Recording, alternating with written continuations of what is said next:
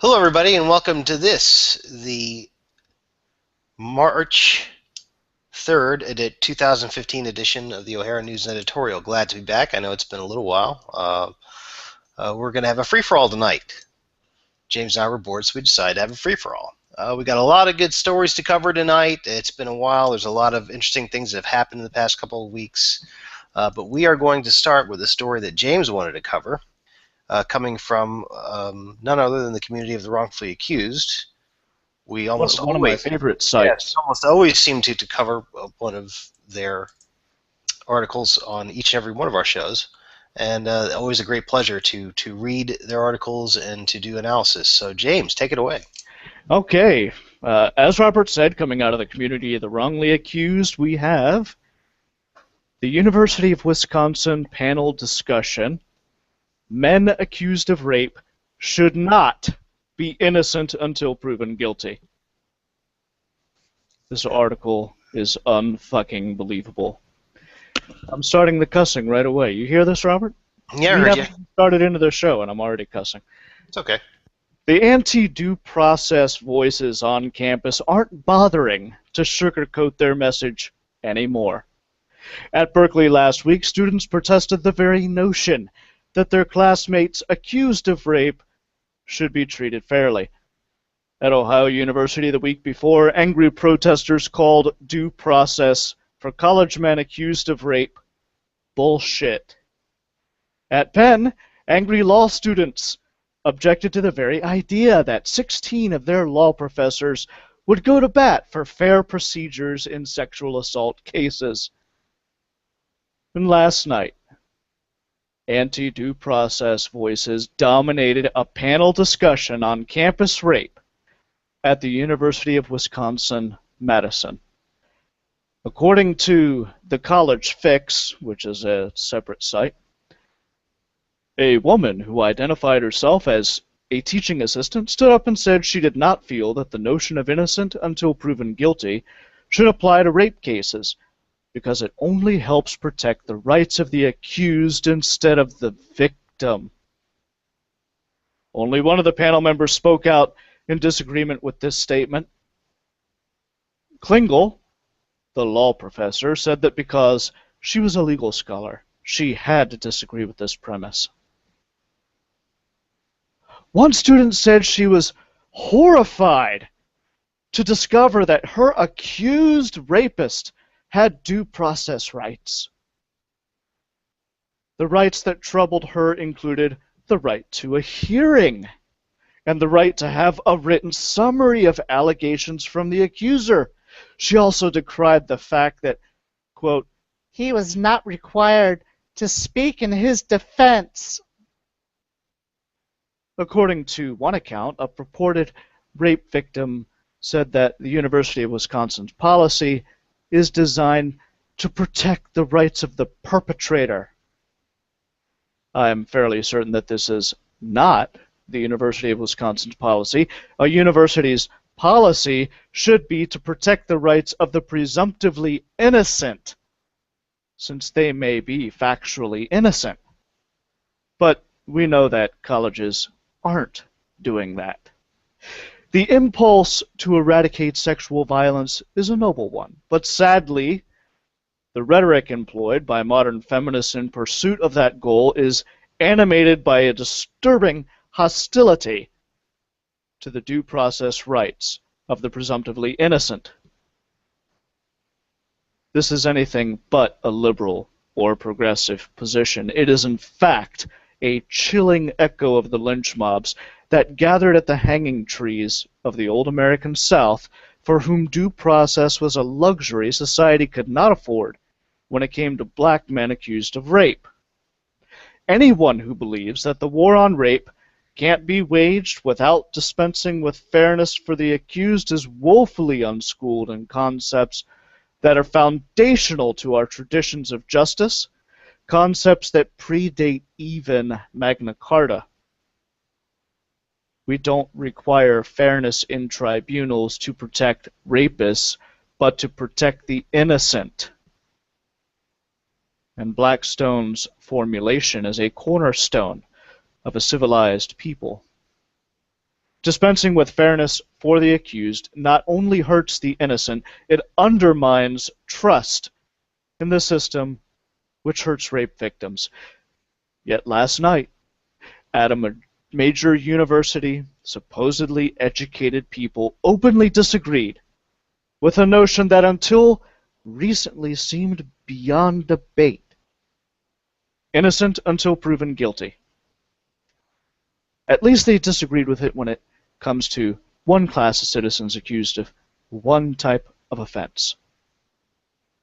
The discourse borders on pathology. We are sometimes told that not all feminists are like that.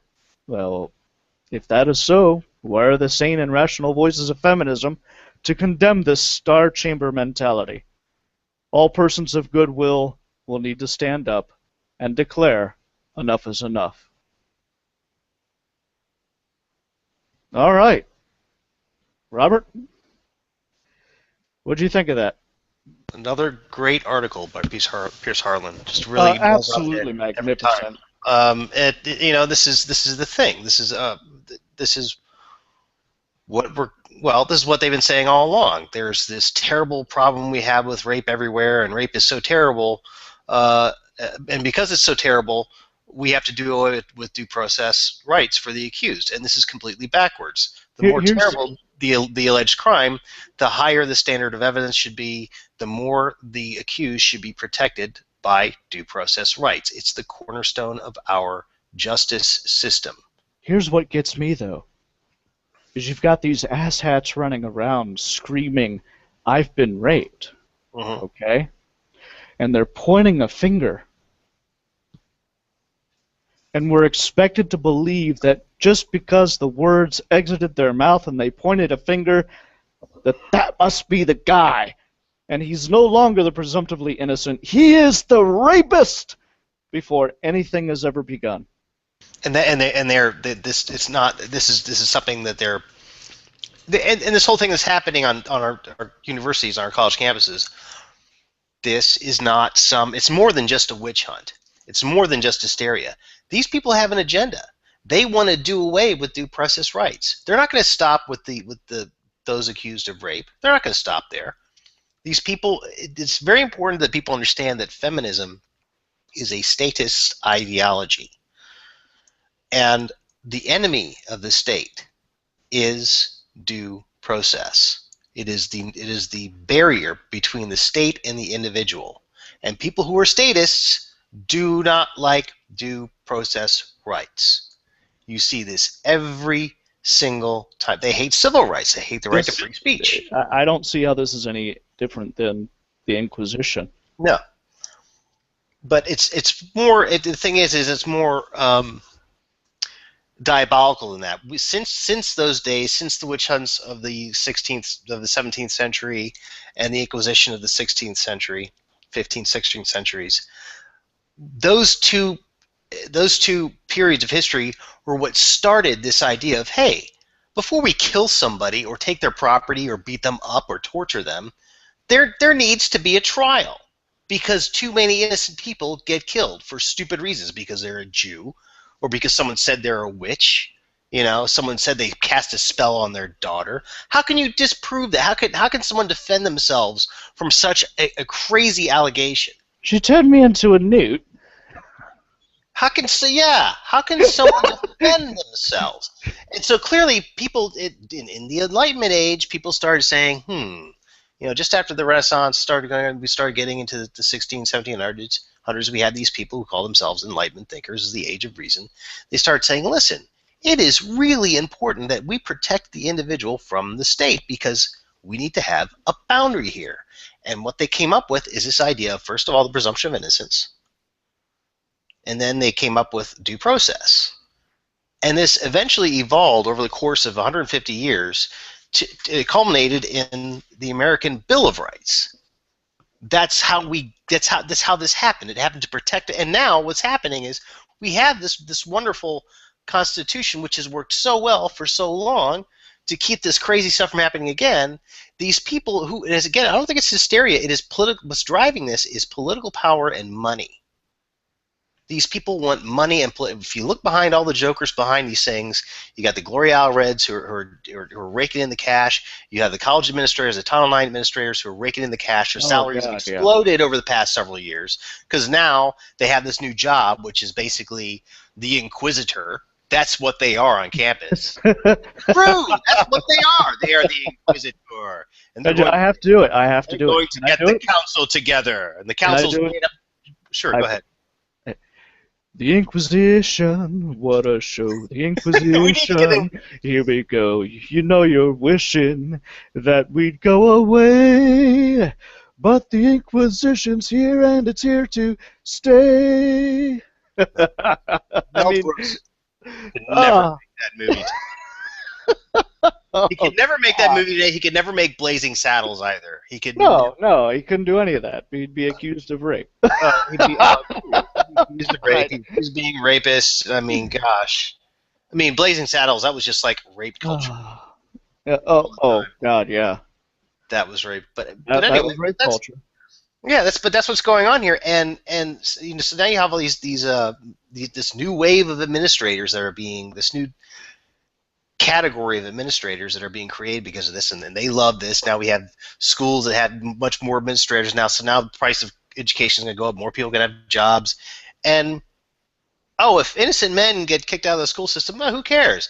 But then again, it's just an incubator for what they eventually want to do, which is to do away with due process for everybody. What their intention is to go ahead and let this stew for a while, and then let these new rules be established on college campuses.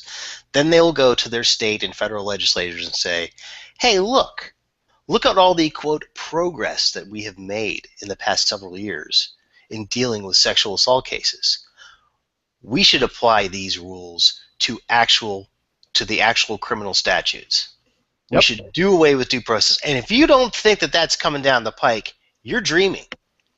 You're dreaming. This is what these people have had. This is what these people have been talking about for a very long time. They've been talking about this. That meant that the onus the onus of evidence of proving who's guilty should be. They've been saying this for years that the onus should be on the accused to prove that they're not guilty. They've been saying that for years. They've been saying for years they should do away with due process. For years.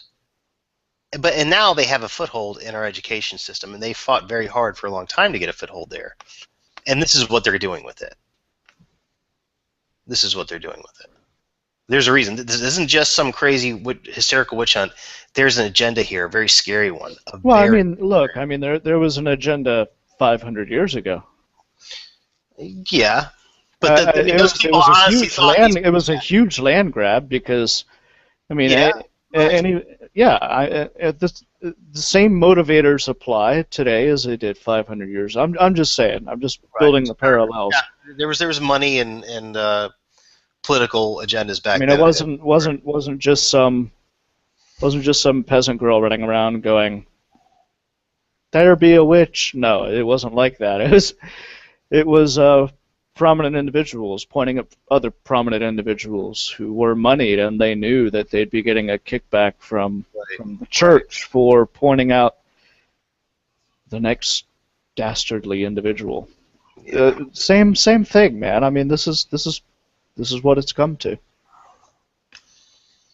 Only, in order for it to come to that in this day and age, they have to remove the law, and that's what they want to do. And that is something that did not exist during the times of the Inquisition. Like you said, the law was a result of that time period. Today, they actually have to roll that back, and that's what we're here for, folks, is to keep that from happening. Okay? Yeah, that's why we're here. That's why we do this. I mean, someone's got to do something. Yep. Letting other people know what is out there, that's our job. News and editorial. So I know where I won't be going to college. Yeah, right. We don't know where we're not going to be sending our our sons to college. Yeah. And then these people are going to wonder, are going to wonder why all of a sudden um, their ability to collect funds for tuition is going down. It's because not enough people are applying. Right. And call it sexist if you want, but when men don't apply to college, women start to apply to college less and less. I think we're going to end up seeing a huge drop over the next 20 years of female college applicants if men are not showing up to college. Yeah, right. Because whether I mean, as sexist as it may sound,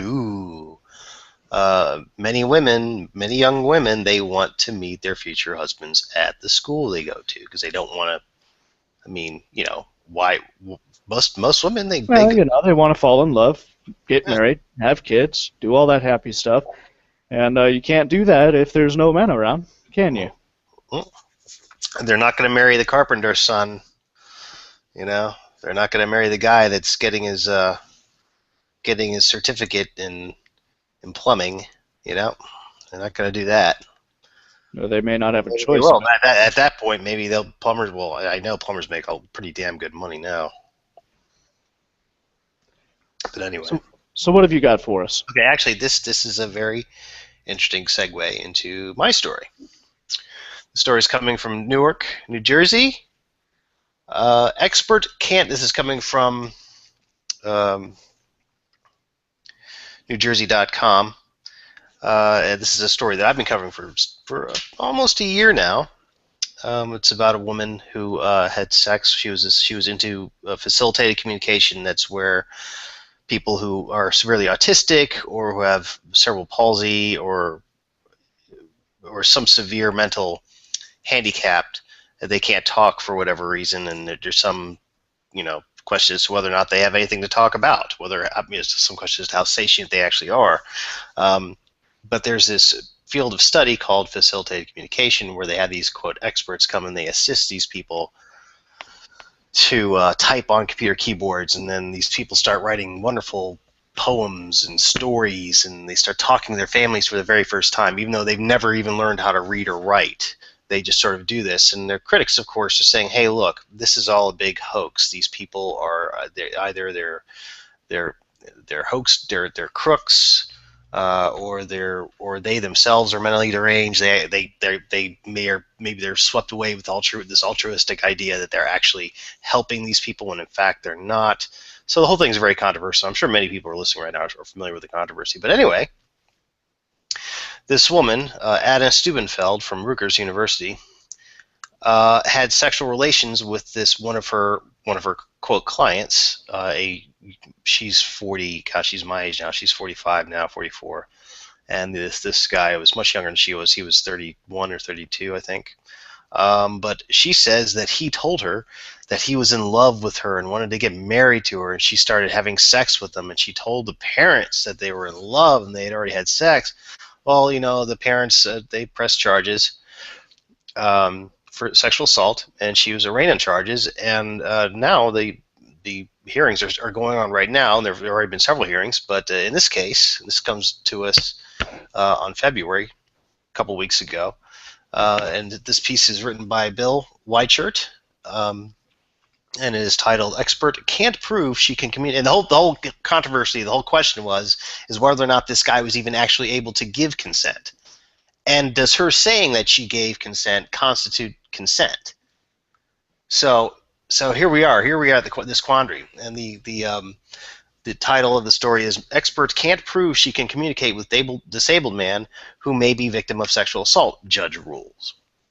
Accused of sexually assaulting a severely mentally disabled man, Rutgers Newark professor Anna Stubblefield had sought to present an expert at her upcoming trial to show the alleged victim was able to give consent. But since that defense expert improperly assisted the man during an examination, a Superior Court judge said on Thursday that the evaluation cannot be presented to the jury. Judge Siobhan Tier ruled the expert Rosemary Crossley will not be allowed to testify in regard to her assessment of the alleged victim known as DJ. The evaluation was meant to test DJ's ability to communicate. The judge found Crossley's methods were, quote, unreliable because she assisted DJ in moving a communication device during the assessment. But Steubenfeld's attorney, James Patton, said he is still requesting that Crossley be permitted to testify at the trial about the methodology used by the state's experts in evaluating DJ if those experts are allowed to testify. Those experts have determined DJ did not have the ability to consent to the sexual activity. Crossley, who lives in Australia, has said she is an AAC, quote, AAC specialist, referring to argumentative and alternative communication. In her evaluation, Crossley said she found DJ, quote, wanted to communicate and was able to communicate, given appropriate strategies. Stubblefield, 45, of West Orange, has been charged with repeatedly sexually assaulting DJ in her Newark office in 2011. She was indicted in January 2013 on 2 counts of aggravated sexual assault. Rutgers placed Stubblefield on administrative leave without pay and stripped her of the title of chairwoman of the philosophy department after the sexual assault allegations surfaced. Her trial is scheduled to begin in April. Definitely going to be watching for that. TIR ruled last month that a document detailing the sexual relationship is admissible at the trial. Stubblefield's ex-husband had turned over that document to the prosecutors. At the center of the case is a controversial technique championed by Stubblefield known as, quote, facilitated communication. Stubblefield has asserted that the technique allows the disabled to communicate with the assistance of a, quote, facilitator who helps guide the individual's hand as it moves over a keyboard or steadies the body so he or she can strike keys. After meeting DJ in 2008 through his brother, Stubblefield allegedly worked with him with the technique and brought him along to conferences where she held him out as a success story, according to a lawsuit filed against her by DJ's family. Stubblefield revealed to DJ's mother and brother in May 2011 during a meeting at their home that she had sexual relations with DJ. The lawsuit states, in August 2011, the family went to Rutgers police, who contacted Essex County prosecutors. But TIR ruled last year that expert testimony about facilitated communication was inadmissible at trial because she determined it is an unrecognized field of science, the judge said on Thursday. Since the methods used by Crossley were similar to facilitated communication, her analysis is invalid, according to TIR. After the hearing, however, Payton argued Crossley's assessment of DJ did not involve facilitated communication. Quote, it was an assessment of his ability to communicate, Patton said outside the courtroom, adding that the assessment was not based on facilitated communication. It did not comment on facilitated communication. Interesting. So, in addition to this being a real heinous sexual assault case, what's at stake here for these people is this whole facilitated communication. This is kind of like a cult of people who, I think, and many people believe, prey on the wishes, on the hopes, the desperate hopes of parents and relatives of severely disabled people who can't communicate. And in this case, this woman sexually exploited this man for a time, for quite a while. I think it was over a year. And I think it's more than doubtful that this guy could even consent to having sex. It's pretty sad, actually. But I did some research on this woman from Australia, this Crossley woman. She's one of the big champions of this field. She's the one who wrote the first papers. But basically, this is nothing more than someone poising a severely disabled person in front of a computer monitor with a keyboard and helping them type letters. And they're trying to use this, and this is what they tried to do to get this guy to say he consented to having sex. To say it wasn't facilitated communication is just absolutely ridiculous. It's exactly what it was. So this lawyer's grabbing at straws. He's saying simply because they didn't comment on it, it doesn't mean that that's not what it was. It is what it was. and the judge saw that. I'm amazed at the fight that these people are putting up for this woman's Stubblefield.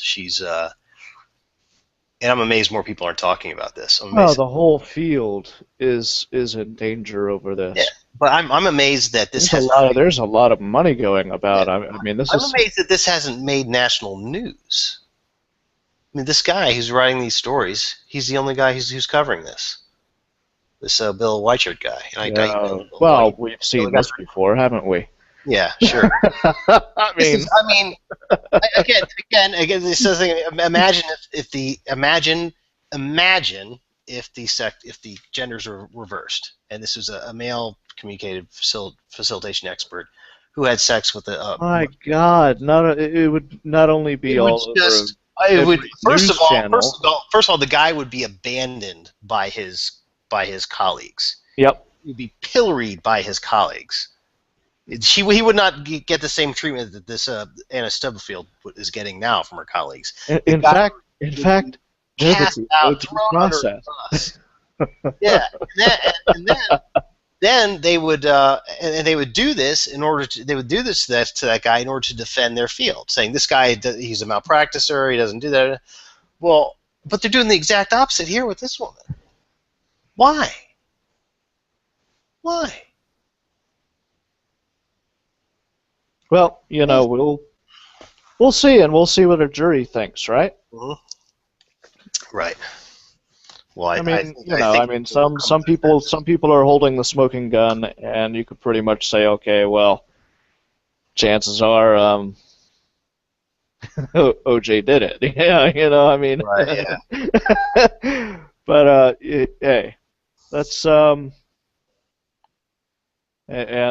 I have to agree with the judge. It was bunch of bullshit with the expert witness that Yeah. they tried to bring in. I'm glad he saw through that. I mean, that's measure of logic. Imagine that coming out of the court system, and we'll see what a jury of her peers happens to think. Right. We'll see. And that's all I'm going to comment. As far as that is concerned. Yeah, well, I'll be watching the watching for the trial in April. It's going to be. I'm really interested to see how the whole thing. Well, I mean, I'm pretty certain that any trial, the way things are going now, things just aren't looking good for her, and rightfully so. But I'm interested to see what happens. I'm interested to see the press's reaction. But so far, this is the other thing: the press just isn't covering this. Why? Why? I mean, it's a big deal. This is real. I mean, it's definitely very dramatic. It's definitely got all the juicy things that you want to see.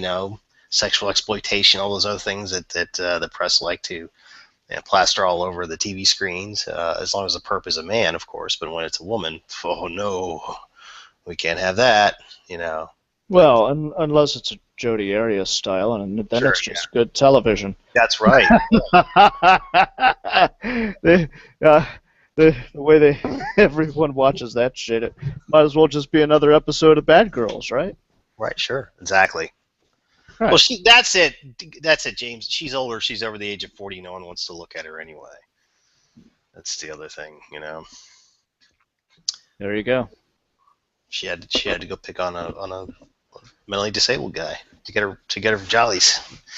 My God, dude, we are saying so many things right now, and for some reason, with half the stuff we're saying, like every other sentence, I'm seeing an entire Tumblr post about us in my head. Absolutely. It's just, I'm like, oh wow.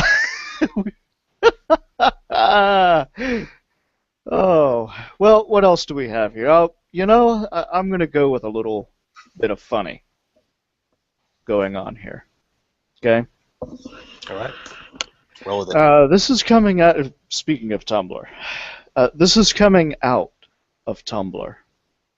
There's this called a philo-satire, billed as smartass commentary on the philosophical community's hottest debates.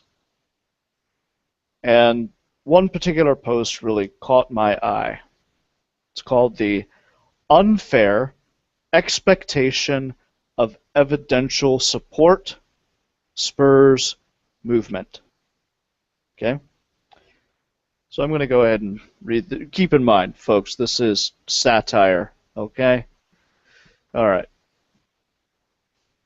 It will be obvious to anyone who has recently attended a philosophy conference or followed any of several popular philosophy blogs that a toxic climate holds sway. Philosophers giving talking or posting on feminist philosophy, disability, social justice, site visits, race, etc., are being asked to support their views with reasons. The tactic will be a familiar one. I understand your claim, but have you given any reason for us to accept it? Is there an argument here? Is there a philosophically interesting position you're defending? And other completely offensive comments. They are all too common. We are here to provide a space for those with similar experiences to talk about what it's like to face requirements for evidential support for philosophical and ethical claims or theories. Respect for short. While we invite others to share their horror stories about being asked to justify their statements with evidence, it is at least as important to say what we at No Respect are doing about it. Initially, it was suggested that whenever such requests for evidence are presented, usually by white men, but sadly often by women, minorities, and other collaborators, those interested in social justice should jump to their feet and scream, "Privilege!" at the offender. However, there are so many such occasions for screaming that the oppressed speakers were not able to finish their talks. One particularly bad incident occurred during the keynote address at the Midwestern Society for Pluralism, when everyone in the audience started screaming at one another. Further, it was pointed out that the ability to scream privilege louder than others is itself a kind of privilege. So our next effort involved printing privilege t-shirts, now available for $20 at the Philosatire's online store. The idea was that instead of screaming, others stand and point to their shirts when someone offensively suggests that a speaker hasn't given any argument. While this keeps disruption to a minimum, it was felt that these efforts ignored the different metrics on and degrees with which power can still oppress. So the t-shirts, now available for $10 at the online store, were supplanted with scarlet Phi badges. The brilliant engineers at No Respect have designed them to grow or shrink in size in direct proportion to the levels of privilege someone has. For example, the badge of a white male philosopher who does philosophy of mathematics might be seen as the size of a $50 while conversing with similar philosophers. But if he walks into a room with an African American woman who does disability studies, it might approach the size of a dinner plate. The badges of an untenured gay cis male philosopher working on standpoint theory, and that of a senior transgendered woman doing any analytic philosophy of mind, will approach equilibrium in accordance with the second law of privilege dynamics, hereafter PD. We are currently requesting that the American Privilege Association require all members to wear them at public functions. Unfortunately, the badges are still in the experimental stage. Our engineers are not sure what will happen, say, if Kwame Anthony Appiah and Sally Haslanger were on a discussion panel with a white male professor who has a degree from a B school and who is adjuncting at a community college in rural Arkansas. Some think the badge will become a singularity, while others suggest more worryingly that the result will be akin to the crossing of the streams. In any event, they hold more promise than the t-shirts. now available free with a paid subscription to Hypatia. We encourage further stories about what it's like to be faced with the indignity of respect, and we look forward to reporting on other advancements in PD. For those unfamiliar with the literature, the first law of privilege dynamics suggests that when a privileged philosopher is being ridiculed, berated, or otherwise disparaged for any reason by a member of a less powerful group, he needs to just sit there and shut the fuck up.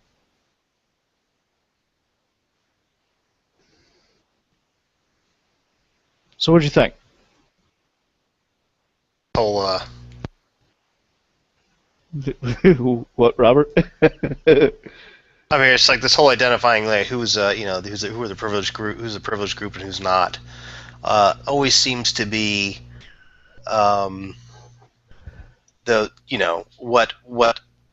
these people want it to be, and never. I mean, they always seem to be the ones that want to define it. Feminists, they want to say, well, I'm underprivileged because this, that, and this, and that, and this, and that, and then they use this as it's a way to it's a label to put on people. It's basically an extension of Marxist class warfare theory. Is what it is. That's yep. Oh man. Yep. Yep. That's what it is. Do we have a chat room for this, James? Well, I mean, there's sort of a chat room. When people watch the live show, we've got a live chat running. It's a Google thing, man. Do we have access to it? Yes, we do. Just actually here, I'll drop you the link in Skype. Just make sure that you stop the video, or you'll be hearing yourself. Okay. There you go. Okay.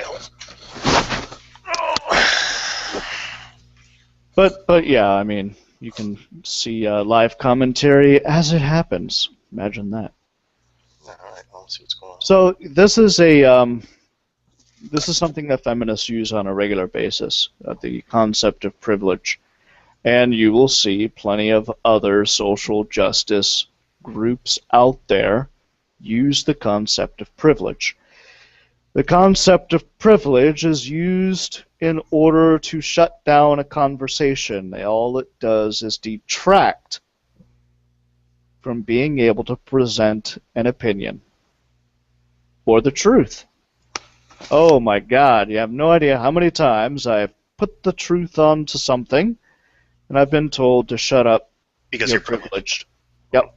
Therefore, nothing you say can be 2 true. plus 2 is 4. Oh my God, you were so mathematically privileged. Yeah, Get exactly. out of here. Exactly. It is a way to derail the conversation. It's a way. It's a way to indoctrinate and sucker people into believing anything. Well, it's also a way to create a victim class. Because you can't. Well, I mean, like you said, you've got to have these labels in order to proclaim a victim status, or in order to proclaim an oppressor. And if you don't happen to belong to the oppressor group, then you all of a sudden have something to fight for. And you know what? Golly gee, you might get something out of it if you fight hard enough. Like, yeah. Like the following. Just like the following. I have to do this. I have the perfect segue. You ready for this? Sure, go ahead. Coming out of the Korea Times. Weird article for it to come out of the Korean Times here. Women to make up half the winners in local French elections. This is from the Associated Press in Paris. In France's upcoming local elections, one thing is certain. Women will win half the seats. After years of largely failed efforts to get more women in politics, electoral officials devised a new rule for March 22nd and March 29th elections. Instead of voting for a single candidate, citizens will vote for tickets, each composed of one man and one woman. Each winning ticket gets both of its candidates to the council. The new system will change the face of the councils, where currently only 16% of members are women, and most members are white men over 60. We'll get back to that point in just a second. But one looming problem remains. There's no guarantee that women, once elected, will get equal access to the top positions of these councils. Only 6 of 101 existing councils are currently led by a woman. And many voters still don't know about the new system. The councils oversee France's departments, regional bodies that manage such services as welfare payments, road maintenance, and some schools. Voters are choosing 4,108 local council members across France, except in the cities of Paris and Lyon, which have a particular status. Quote, It's too bad to acknowledge that a law is needed to help women working their way in politics, but that is probably a necessity, said Claude Danillion, a 24-year-old running for the Socialist Party in the southern city of Carcassonne. Without the voting reform, she said, I wouldn't have been able to run for the position, not at my age. It's a chance for us and it's a chance for us and a chance for democracy because it means that the candidates and so the elected ones will look more like the French population, she said.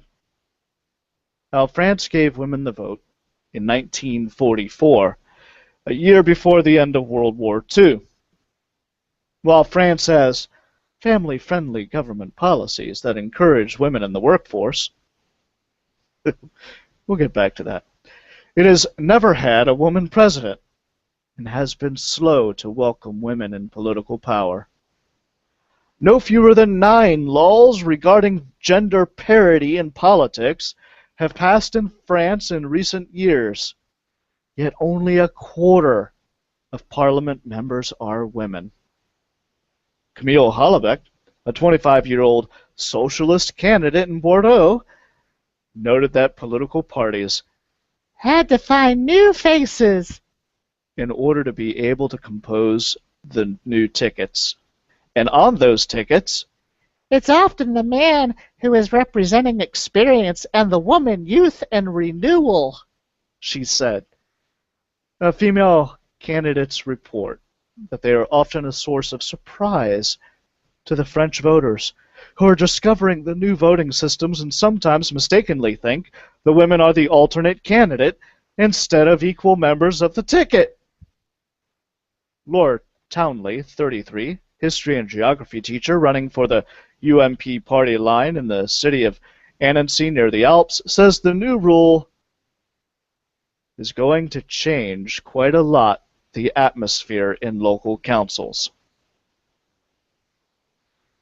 The challenge will then consist of not being stuck in the functions traditionally attributed to women, such as social activities and youth policies, as opposed to oversight over finances, usually given to men, she explained. The High Council of Equality between Women and Men, a government-sponsored body, called last week for all political parties to promote better power sharing between women and men. Romain Sabatier, the Council's General Secretary, told the AP that the body would study whether the campaign is truly equal, asking questions like, is the man more often in the foreground on the election posters? Do both candidates have an equal speaking time during political rallies? We cannot accept such obvious inequalities of positions of power anymore, Sabatier said. Holy crap, dude. That article was just full of it. I mean, yeah, it was. You could just read between the lines, man. Just read between the lines to that whole article. It's a thing of innuendo from start to finish. Yeah. Mm-hmm. Really? Yeah, it was. Oh my God, dude. Oh, what's going on in France, man? So here we go. Here we go. We've got all these voters who have no idea that they're actually voting for who they're voting for, and yet they're still not equal enough. You're getting a man and a woman into the council seats, but it's still not equal enough. You've passed 9 laws, 9 fucking laws concerning equality and political power in France, but it's still not equal enough.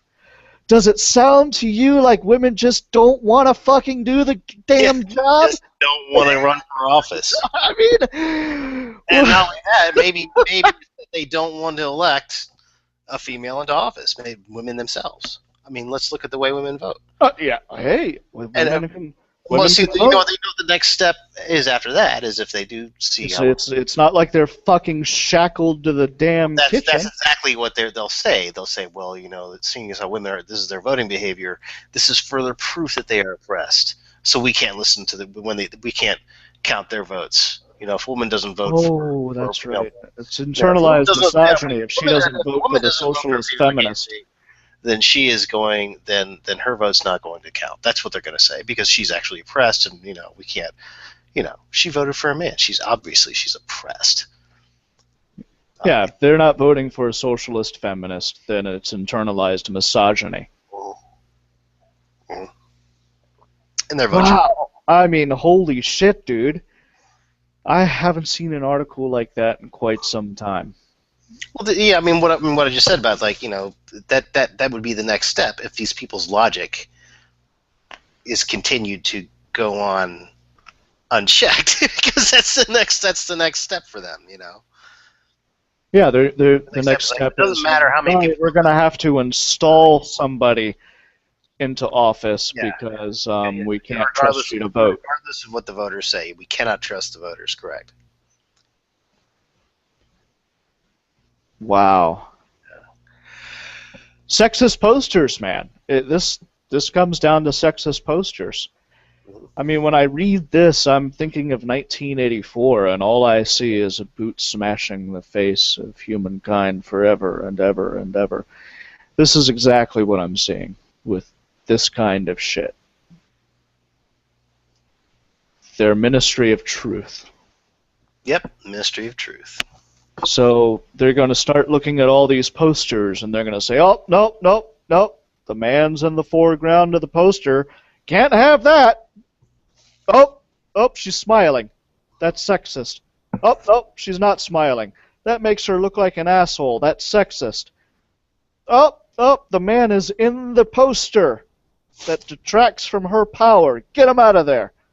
I mean, this is the type of shit that I'm seeing. These motherfucking people will never be satisfied. You're already getting half and half. Out of 4,000 fucking local council members that they're polling, half of them are going to be women. Now you're telling me that the other half, being comprised of men, are going to take all the positions of power? What power? Half the power? Because that's all they're going to have. What the fuck are they talking about? And then, hold on, I got to go back to this. This nice trite statement here. Only 16% of members are women, and most members are white men over 60. Now, give me a second here. We are dealing with a council. Council. Think about that word and what it engenders. A council. These are overseers. These are individuals who have worldly experience, probably in various fields, who have done them for a long time. When you think of a council person, doesn't that sort of engender the notion of wisdom? And what goes with wisdom? Some age. Right. And experience, what is what is the hold on? job. What is the primary demographic in France? White. White! For crying out loud. So so if most members are white men over 60 and they've been voted in there,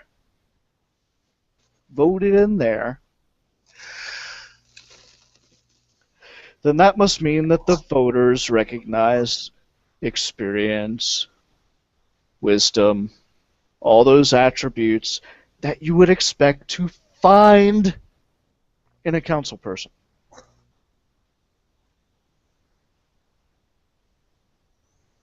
Right? Right. Yeah? Yeah. Yeah. Well, that's my little diatribe for the day. Maybe. We'll see. It's 10 o'clock now. Do you want to do a music break before we come back, or do you want to We have no music breaks anymore. Oh, okay. All right. We don't have music breaks. We don't have music breaks, man. We are It's okay. second star on the right, It's all right. straight until morning. This is this next story is an interesting story. It's coming out of the UK. It has some interesting implications for fathers' rights, for custody rights. An interesting situation. This is coming from the Daily Mail. The story came out today. It is entitled "Woman Gives Birth to Her Own Son's IVF Baby. Now he wins right to adopt a child who is his brother." That's what the story's titled, but that's not actually true. We'll get to this soon. Anyway, the story reads: a mother has helped her own son become a father by carrying his child as a surrogate. In a procedure believed to be a world first, a fertility clinic arranged the woman's pregnancy using a donor egg and her son's sperm. She offered to have the baby with her husband's consent, after plans by their son to have an IVF child with another female relative collapsed. The extraordinary arrangement emerged when a high court judge ruled that the son can now adopt the baby boy and become his legal father, even though in the eyes of the law, this is where we come now, even though in the eyes of the law, he is also the infant's brother. Now I'm going to stop here and do a little aside. He's not really his child's brother. He has a donor egg. He's provided donor sperm. The egg came from another woman, not his mother, and it's his sperm. His mother was just an incubator. Now, while basically this woman is also this child's grandmother, she's not really the mother. Okay, so but they're not really. I mean, like, so maybe in a roundabout way they might be cousins, I guess you could say, but they're not. They're not. This is a father and child, independent of the mother's genetic involvement. She was basically an incubator. I want to make that clear before I continue reading the story. Right, and in the eyes of the law, she is, and this is where it's interesting. In the eyes of the law, they're brothers, but they really aren't. We'll talk about this more. However, the move was met with howls of protest by critics, who described the procedure as, quote, dubious and called for urgent reforms to prevent abuses of fertility law, as if this was some kind of huge abuse. Please, people. Miss Justice Thies, who did not identify the family, the clinic, or the local authority in the area where they live, said, the arrangement the parties entered into is not one, as far as I am aware, that either this court or the clinic have previously encountered, and although highly unusual, is entirely lawful under the relevant statutory provisions. The father, who is in his mid-20s and lives alone, has wanted to be a parent for some considerable time, but waited until he had a settled job and home so he could provide the care a child would need. I want to talk to this kid. The judge said he discussed the issue openly with family and close friends and arranged for another relative to act as surrogate mother, but the woman dropped out because of a medical condition. At that stage, Miss Justice Thee said the man's mother discussed with her husband the possibility of stepping in to help. Something I would think it's completely natural for a mother to do. That sounds, maybe to think that would sound creepy, but I don't think it's too outlandish to do that. The family attended a series of counseling sessions and discussions with the clinic, which is licensed by regulator, the Human Fertilization and Embryology Authority, or HFEA. The plans described by the center's medical director as unique were then given the go-ahead after, quote, careful consideration. The baby, now 7 months old, was born at full term and now lives with his father. However, the judge warned others not to embark on surrogacy deals without comprehensive legal surrogacy without comprehensive legal advice, because the process is a legal minefield. Ms. Justice Thies said that under the 2008 Human Fertilization and Embryology Act, which governs surrogacy arrangements, the woman who carried the child is the legal mother. Her husband is the legal father because he consented to the pregnancy. Now, let's read this again. Ms. Justice Thies said that under the 2008 Human Fertilization and Embryology Act, which governs surrogacy arrangements, the woman who carried the child is the legal mother. Her husband is the legal father because he consented to the pregnancy. Okay, so what that means is in the UK, if you're a man and you want to have you want to have a baby, but you don't have a wife and you don't want one, let's say you're gay, or you just don't want to get married, but you want to become a father and you want to get a surrogate, guess what? Even if you pay her money and she is not the biological mother, your ability to adopt, you have to basically adopt that child. Your ability to parent that child is completely upon her goodwill. And this has happened to couples in the UK before. I remember reading a really sad story where a couple hired a surrogate mother, and I think this was just before 2008, before they put this in the law. This couple, they had a surrogate give birth to their child. The wife could not have one naturally. So I guess maybe she donated an egg, or maybe they got an egg from somebody else. And this woman gave birth to the child, and she decided to keep the baby, and the courts let her keep the baby. And now this poor couple has to pay this woman child support. They don't get to see their kid. Crazy. But anyway, on with the story. Rules stipulate that a surrogate mother must hand over a child to two parents, usually a couple in an enduring family relationship. Okay, again, if you're a single man in the UK, you're screwed. Unless, of course, in this case, you get your mom to help you out. Under the law, it would be a crime to hand over the baby to a biological father alone. I'm going to read that again. Under the law, it would be a crime to hand over the baby to the biological father alone. But the judge argued that the adoption would not break the laws because the baby and his father are legally related already as brothers. This is legally speaking here. Social workers backed the adoption, saying it would, quote, strengthen the bond the father and child already share. A report described how the baby clearly has formulated a secure attachment to the father. Okay, now it's interesting, a report. They had to get some court appointed counsel. They had to get some kind of They had to get somebody. It had to be up to someone else to decide whether or They not. never would have questioned a thing like that with a mother. No, ever. They never would have done that with a mom. Okay, adding, the father understands that the child would need to know about how he was conceived and feels that he will utilize the security of the family structure to support his son in understanding that he is a very much wanted child. Wait, hold on. As if fathers, single fathers, don't want the child. But a woman never has to disclose to her crotch spawn the fact that he was a bastard off of a one-night stand. Yeah, right. At a drunken no orgy.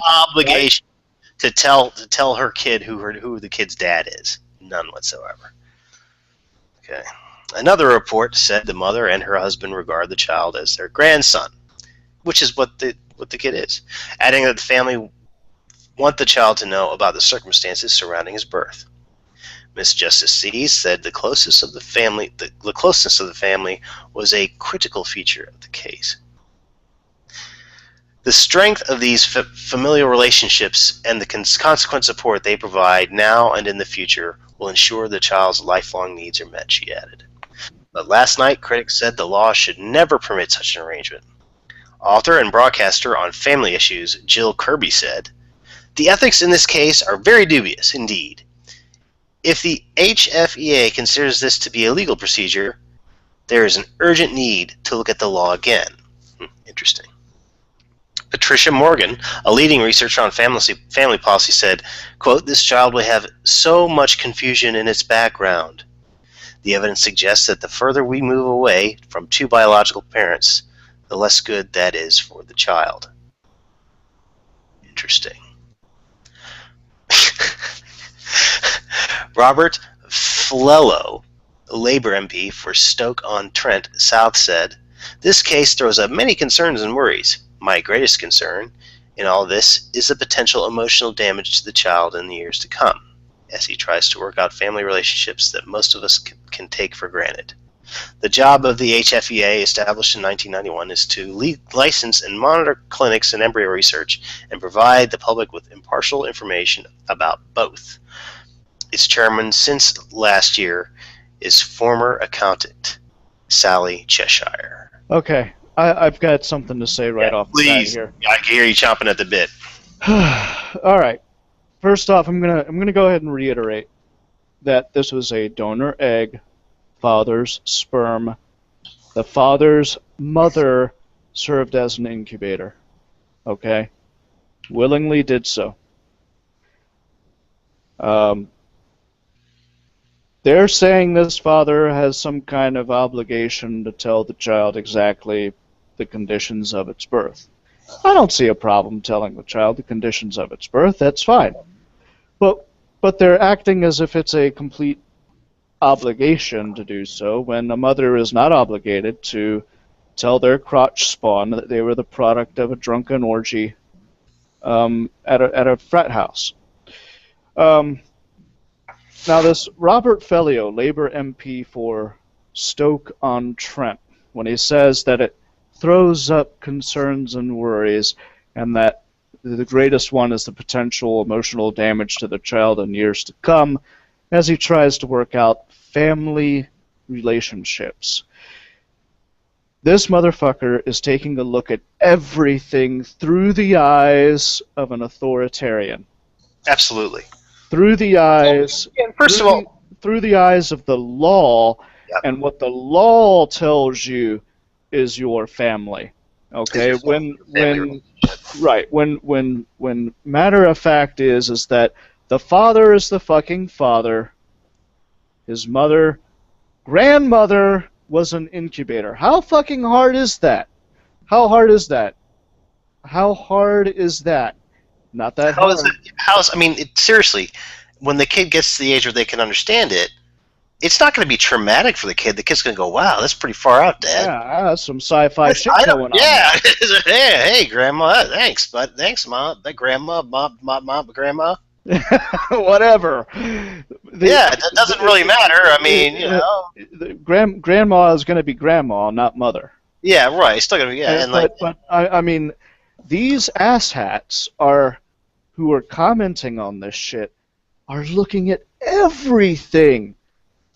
Here's the problem they have. Through the lens of what the state says. Exactly. It's this idea that this family, that this group of people who have a genetic bond, who are helping one of their own reproduce, are arranging it in their own manner, according to their own values and what they want to do with their lives and the lives of their offspring.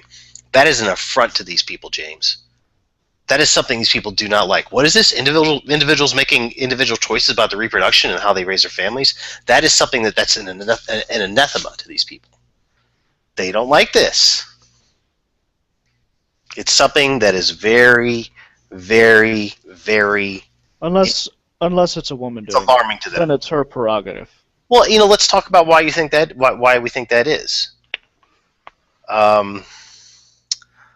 I think it's critical. I think the thing is here, what we're talking about here is we're talking about a father's agency over their own child. We're talking about the father making this decision outside of the purview of the state or from the biological mother of the child, or from Well, someone. I think it goes back to this romantic and utterly facile idea Oh, no, I think it's more than that. I think it's women because are somehow these bastions of life when hey, it took a fountain to make that pool of well, I water. see. Here's the thing.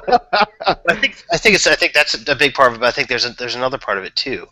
There's something about a man taking control over his genetic destiny that statists don't like.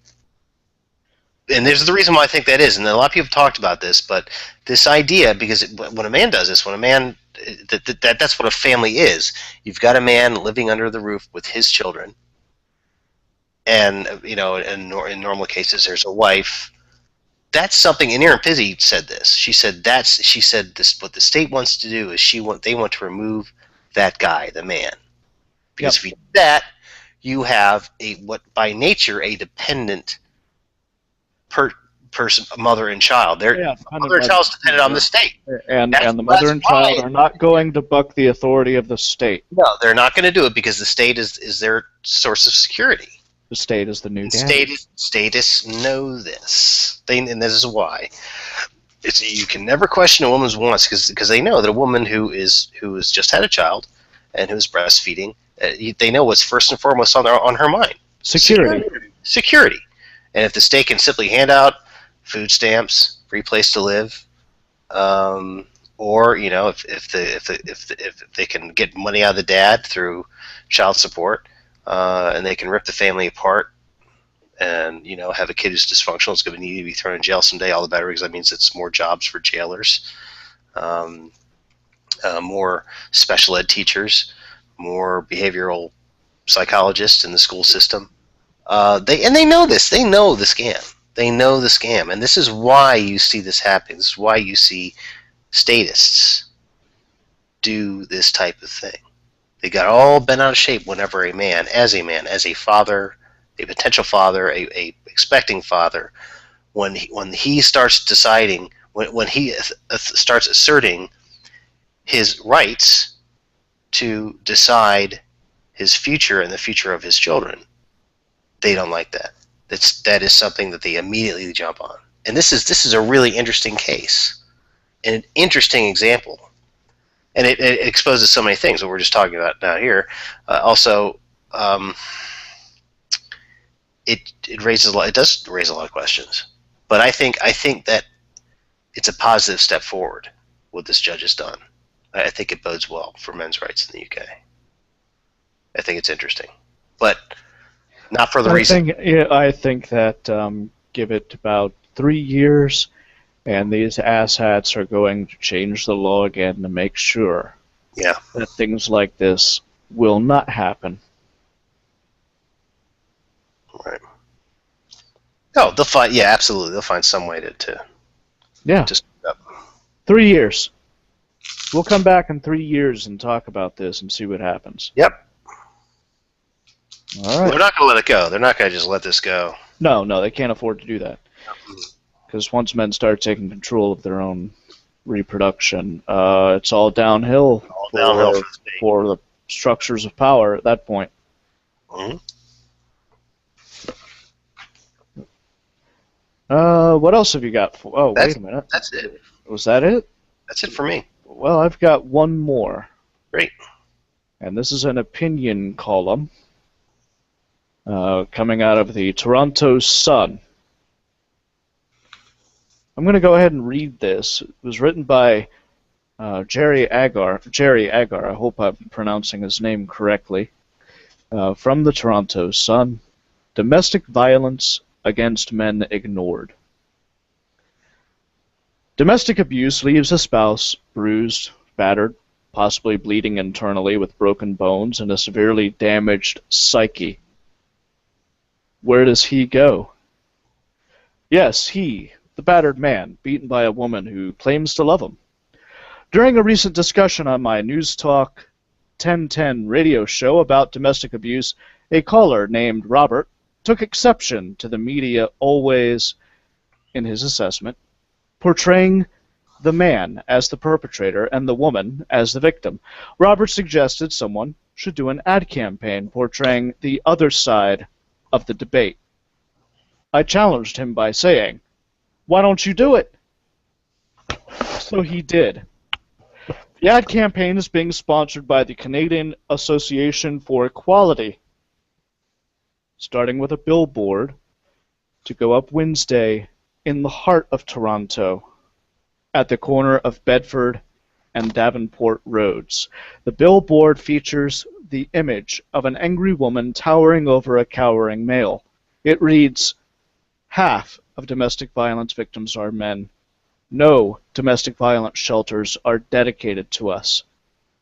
It includes the Twitter tag Let's Talk Men and the website www.equalitycanada.com. So are they right? Is female domestic violence against men as serious as they claim? Robert, he prefers not to make his last name public, provided me with a paper by Professor Martin S. Fibert of the Department of Psychology of California State University at Long Beach. References examining assaults by women on their spouses or male partners. This annotated bibliography describes 343 scholarly investigations, 270 empirical studies, and 73 reviews, demonstrating that women are as physically aggressive as men or more in their relationships with their spouses or opposite-sex partners. The aggregate sample size in the reviewed studies exceeds 440,850 people. Justin Trotter of Cafe says, "Men are victims, but whether it is macho stereotypes or the fact that hospitals and police don't take domestic violence as seriously when men are the victims, men are less likely to take action." A Statistics Canada report says females continue to be the most likely victims of police-reported spousal violence, accounting for 83% of victims compared to 17% of males. This holds true for every province and territory across Canada. Robert told me that he doesn't take issue with the fact men are physically stronger and can thus inflict more damage in domestic assaults, but that is not the story of domestic violence, which is a power and control issue. When society views men as always the perpetrators and women as always the victims, a tremendous amount of power and control is given to abusive women. Trottier says, "There are systems we can put in place to encourage men to report. When men come to the hospital with bruises, the hospital doesn't ask whether these bruises are the result of domestic violence, but it's standard practice to ask a woman who comes into an emergency room whether she has bruises or not, whether she is a victim of domestic violence." There have been a couple of test cases, hospitals that have started asking both men and women whether they are victims, and they find that a surprisingly high percentage of men are coming in for that reason. Trottier recommends gender-neutral policies at hospitals. He stresses Cafe's campaign isn't to distract from the importance of helping female victims, but to address societal attitudes toward male victims. It's a worthwhile effort, as illustrated by a text a listener sent during my show stating, "These guys deserve to be punched."